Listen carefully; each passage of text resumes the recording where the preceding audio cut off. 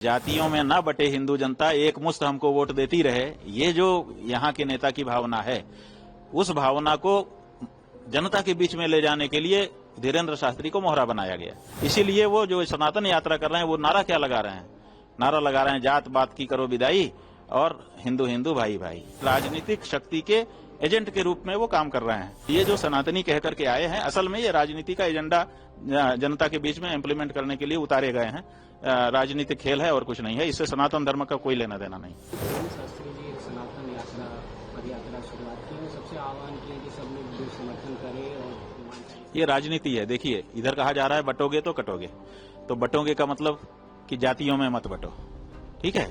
तो जातियों में न बटे हिंदू जनता एक मुश्त हमको वोट देती रहे, ये जो यहाँ के नेता की भावना है, उस भावना को जनता के बीच में ले जाने के लिए धीरेन्द्र शास्त्री को मोहरा बनाया गया। इसीलिए वो जो सनातन यात्रा कर रहे हैं, वो नारा क्या लगा रहे हैं? नारा लगा रहे हैं, जात पात की करो विदाई और हिंदू हिंदू भाई भाई। तो जात पात की बिटाई करो, माने जात पात से बट रहे हैं। यही तो कह रहे हैं ना कि बटोगे तो कटोगे, तो माने जात पात में मत बटो। दूसरी पार्टियां जो है वो जात पात की राजनीति कर रही हैं, तो वो ये कह रहे हैं कि जात पात में मत बोलो, हिंदू हिंदू रहो ताकि थोक वोट हमको मिले। जात पात में जब बट जाते हो तो कुछ हिंदुओं का वोट हमको मिलता है, कुछ हिंदुओं का वोट उस पार्टी को मिल जाता है। तो ये जो नारा है, ये कह रहा है कि आप जो है जात पात में मत बटो, थोक हिंदू वोट हमारी तरफ आने दो। अब इसी बात को पुख्ता करने के लिए वो सड़क पर उतरे हुए हैं। इसका मतलब कि राजनीतिक शक्ति के एजेंट के रूप में वो काम कर रहे हैं।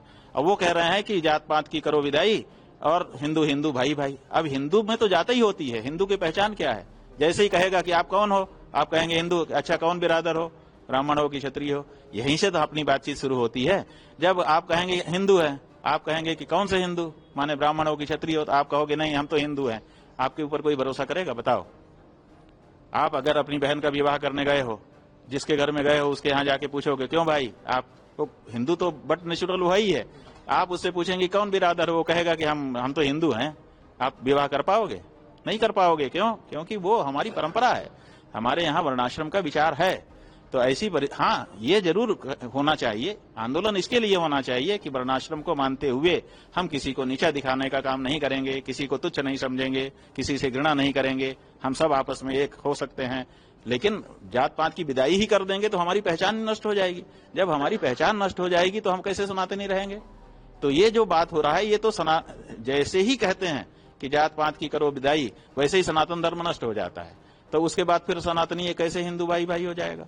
तो ये जो सनातनी कह करके आए हैं, असल में ये राजनीति का एजेंडा जनता के बीच में इम्प्लीमेंट करने के लिए उतारे गए हैं। राजनीतिक खेल है और कुछ नहीं है। इससे सनातन धर्म का कोई लेना देना नहीं। और इसीलिए पुरी के शंकराचार्य जी महाराज ने कहा है कि इसके हाथ का पानी तक नहीं पीऊंगा।